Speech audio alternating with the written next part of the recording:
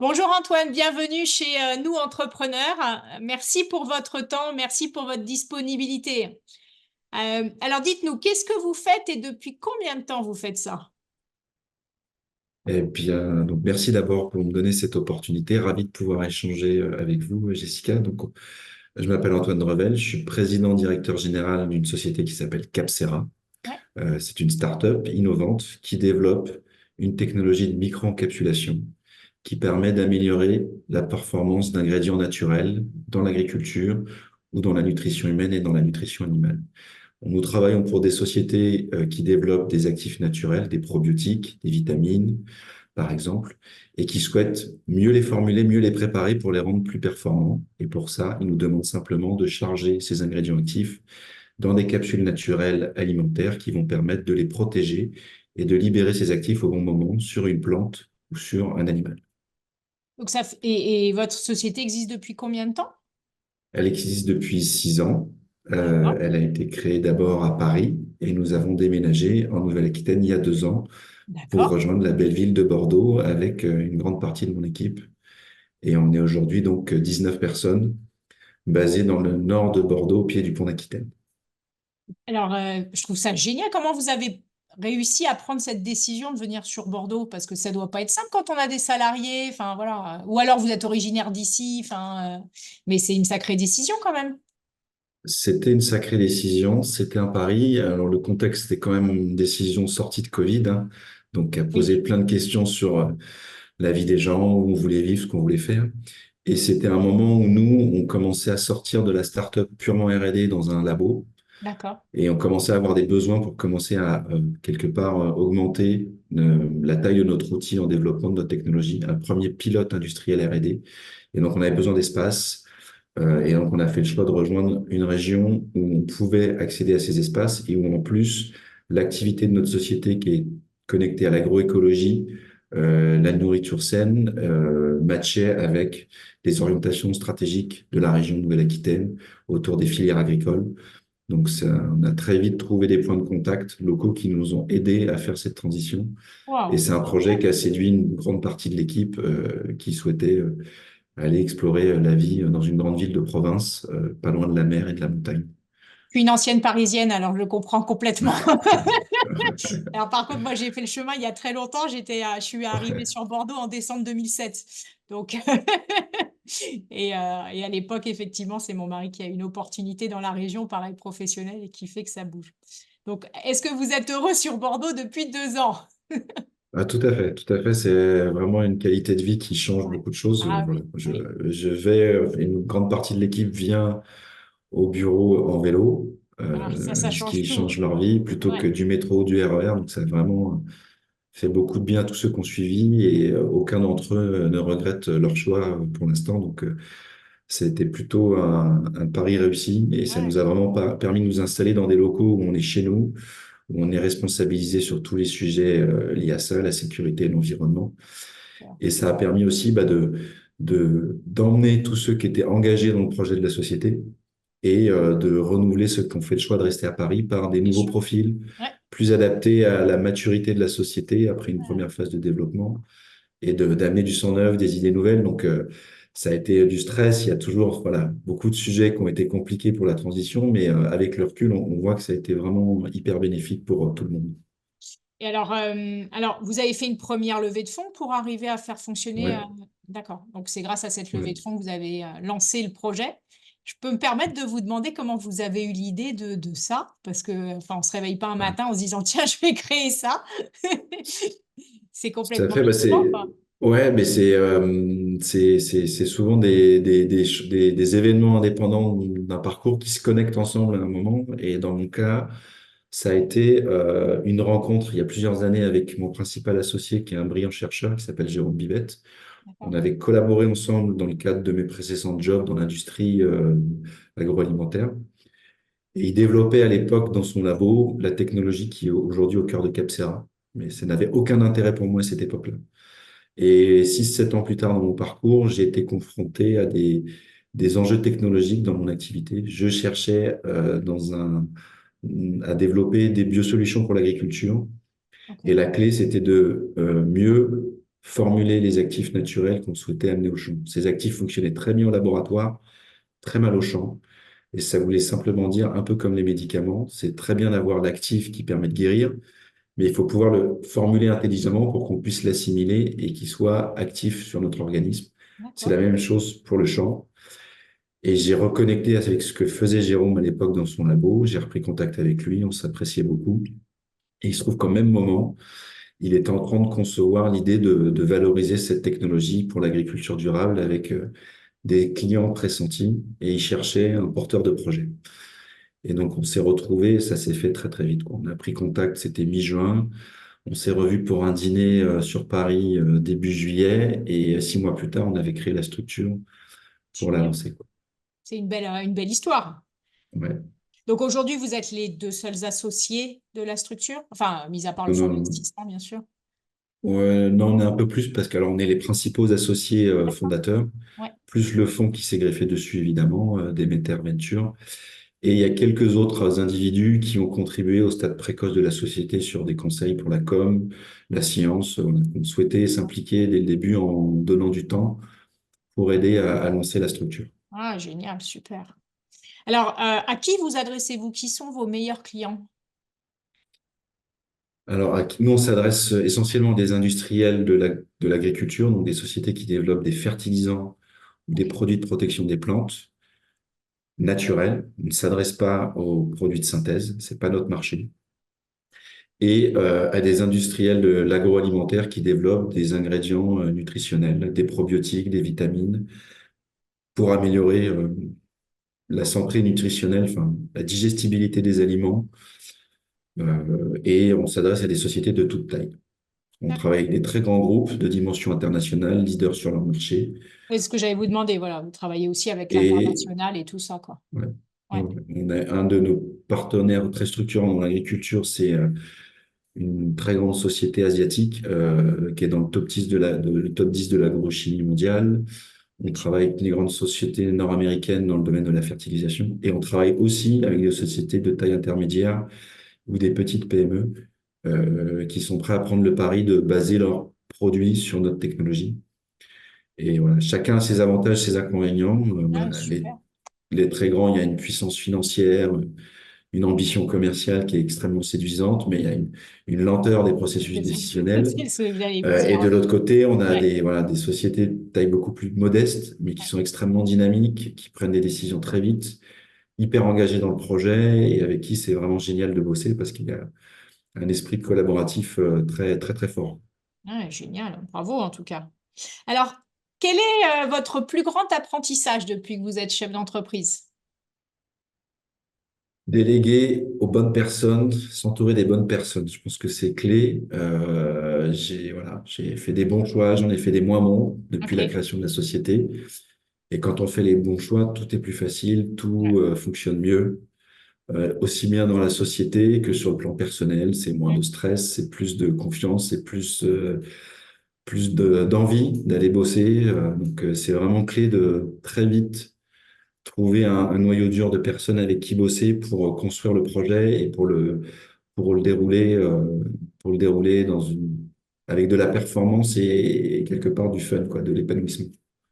Bravo parce que effectivement, enfin, c'est une des clés de succès qui est souvent redite par dans les différents interviewés. Et c'est pas toujours facile d'accepter de déléguer, c'est Non, pas toujours simple parce que bah, apprendre à faire comme nous on le fait, bah, tiens, regarde, vas-y. Bah non, en fait, ça marche pas comme ça. Donc ouais. voilà, Et puis en plus, il y a des sujets, enfin, moi je suis scientifique, donc je viens du domaine de la science. d'accord. Il y a des sujets où je suis très bon, j'ai un Ouais, avis éclairé, et il y en a d'autres où le pire que je peux faire, c'est donner mon avis en tant que PDG, qui va forcément être écouté, alors que mon avis n'est pas du tout pertinent ni relevant, ouais, quoi. Donc, ouais. j'ai réussi, enfin, on a réussi maintenant à faire rentrer un certain nombre de compétences dans la société qui Mm. permet du coup de déléguer ces sujets auxquels je ne connais rien à des gens très compétents et qui permettent d'avancer beaucoup mieux. Mais bravo parce que effectivement savoir s'entourer et s'entourer de personnes meilleures que nous, c'est une des clés de succès. Donc c'est l'accepter au niveau de l'ego. Mais bravo parce que vous avez réussi à le mettre en place avec toute humilité. Donc félicitations dans Ouais. cette dynamique, quoi. Bravo. Qu'est-ce qui vous inspire le plus aujourd'hui? Nous, c'est beaucoup nos clients Ok, et l'équipe, parce qu'on est encore une société très technologique innovante. ok. On met à disposition de nos marchés une technologie nouvelle. Donc, c'est nos prospects, nos clients qui viennent avec des problèmes. Ils nous disent, voilà, nous, on voudrait faire ça avec notre super ingrédient actif naturel, mais on n'y arrive pas. Est-ce que vous pouvez nous aider à le faire grâce à vos capsules? Et donc là, ils posent le problème. Et en face de ça, c'est nos équipes d'innovation qui trouvent des solutions et qui amènent des nouvelles idées pour dire, oui, on pourrait le faire comme ci, comme ça. Et donc, ça crée en permanence des nouveaux sujets.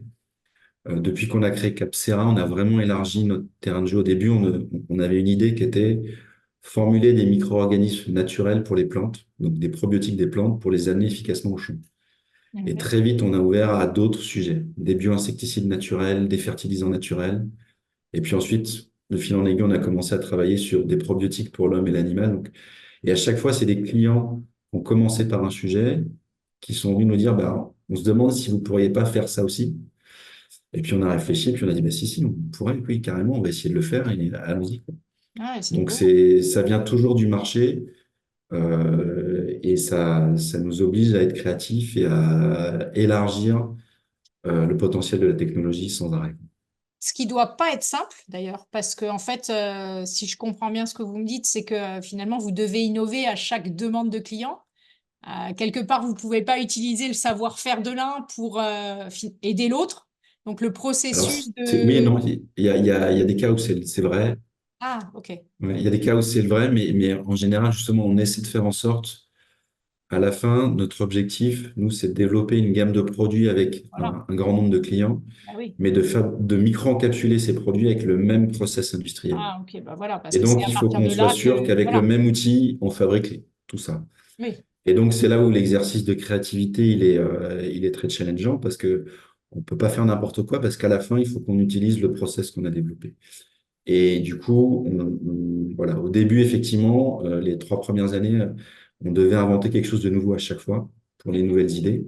Et maintenant, en fait, on a une expertise suffisamment large. On a développé des capsules qui répondent à des besoins transversaux. Donc, Ah, c'est on bien. utilise des choses qui Ah, sont déjà prêtes, qu'on adapte finement, sur mesure à la problématique du nouveau client. ouais. Mais on repart plus de zéro. Ça n'existe quasiment plus. Bravo, parce que c'est aussi ça qui va vous permettre de, quelque part d'aller sur une plus grande échelle, de dupliquer et puis Exactement. d'avancer plus Exactement. rapidement, quoi.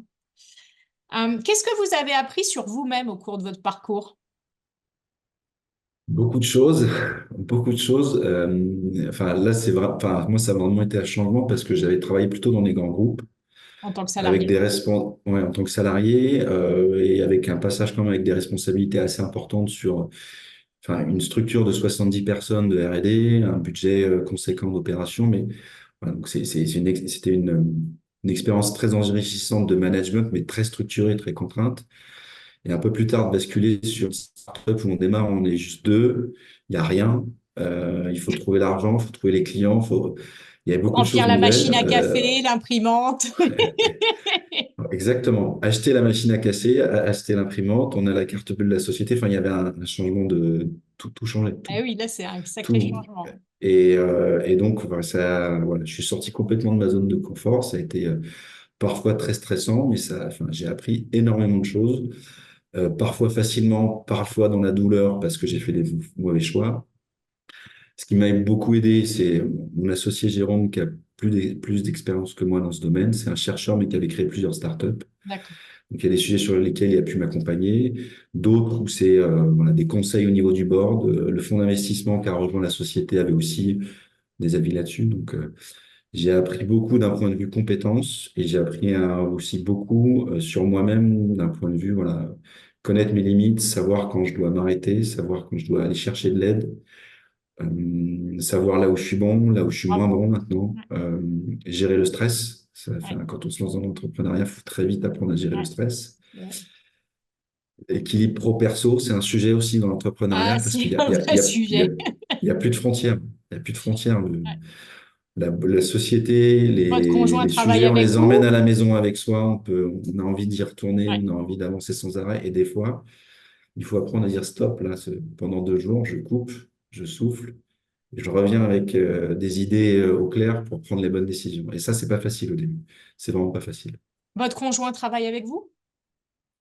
Elle l'a fait un moment, et justement parce que j'en ai trop de choses à la maison Ouais. et que c'était possible, je faisais de l'administratif pur à la maison le week-end.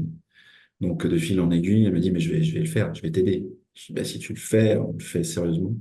Et ça fonctionnait bien.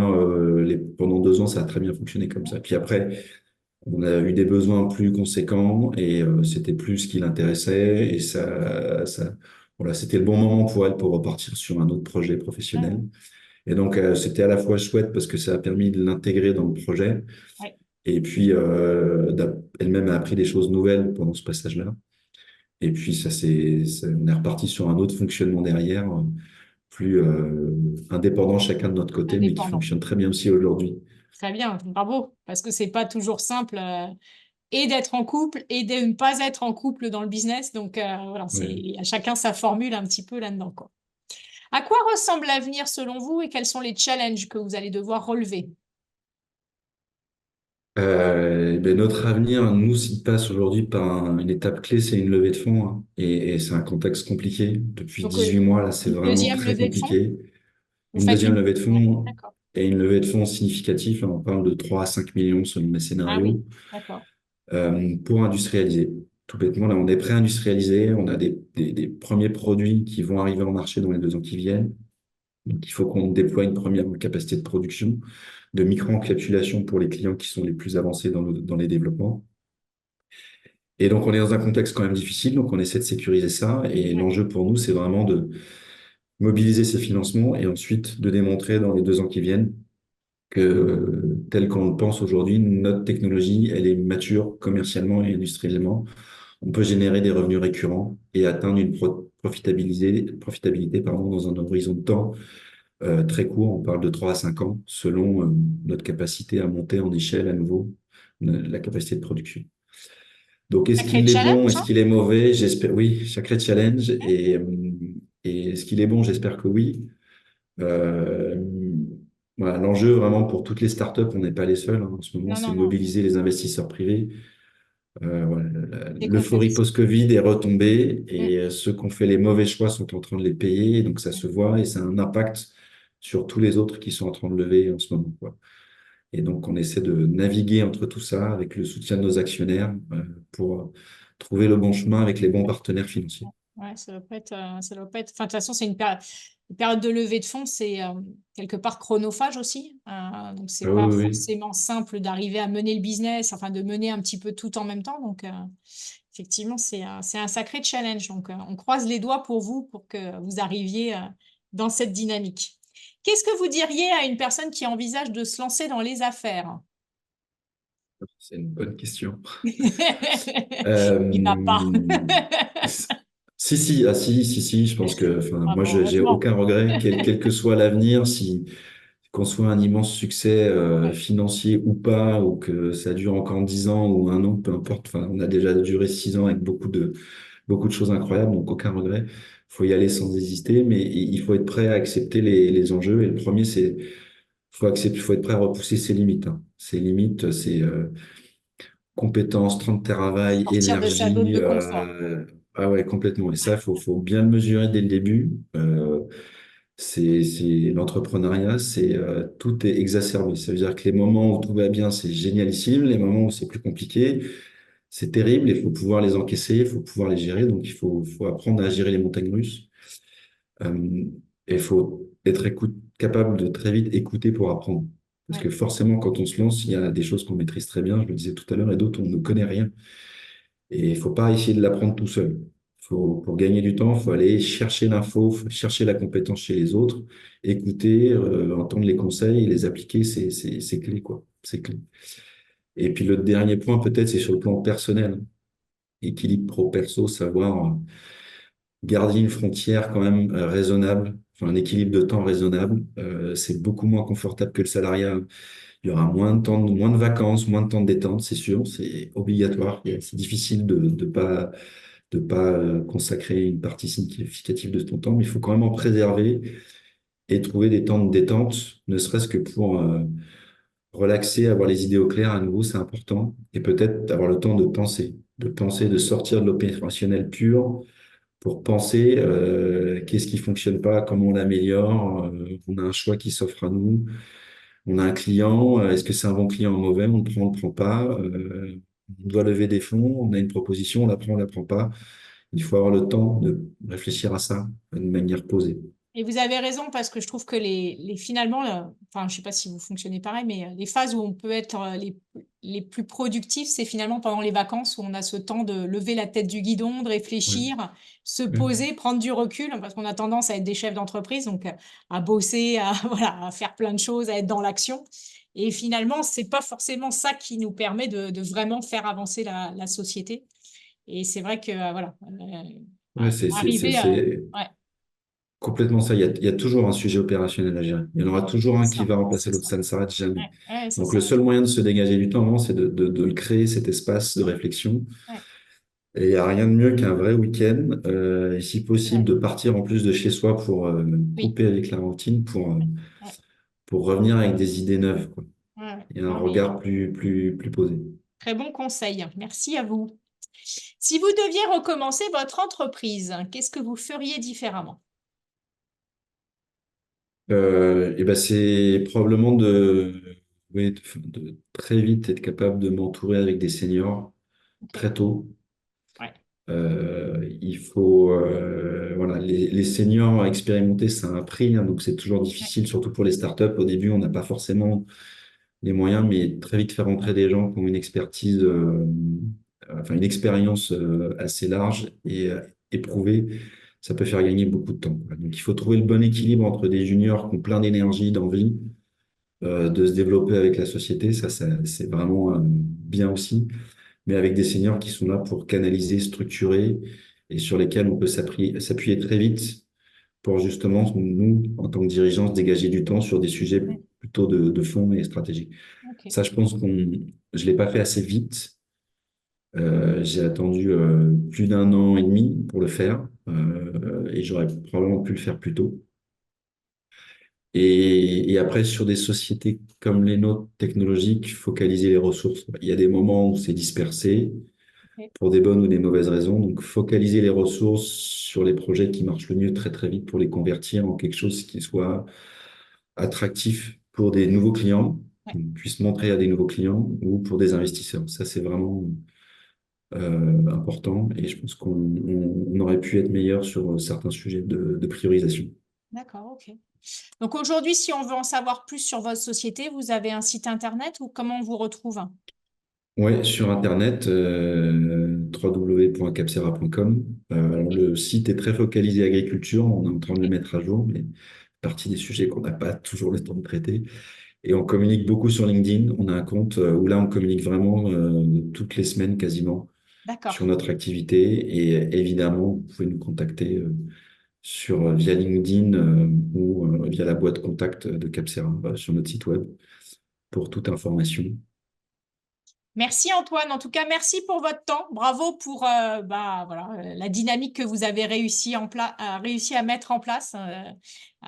Sacrée remise en question. Merci pour votre humilité parce que mine de rien, bah, vous arrivez à avancer avec tous ces projets, toutes ces personnes et voilà. Bravo parce que vous êtes inspirant et en tout cas, on sent votre passion, on sent votre motivation et merci en tout cas d'être une source d'inspiration pour nous. Je vous souhaite plein de bons développements, une belle levée de fonds et puis Merci à vous. on espère continuer à vous voir progresser et donc développer vos produits à travers le monde en tout cas. Merci, Merci beaucoup. à bientôt, au revoir. À bientôt.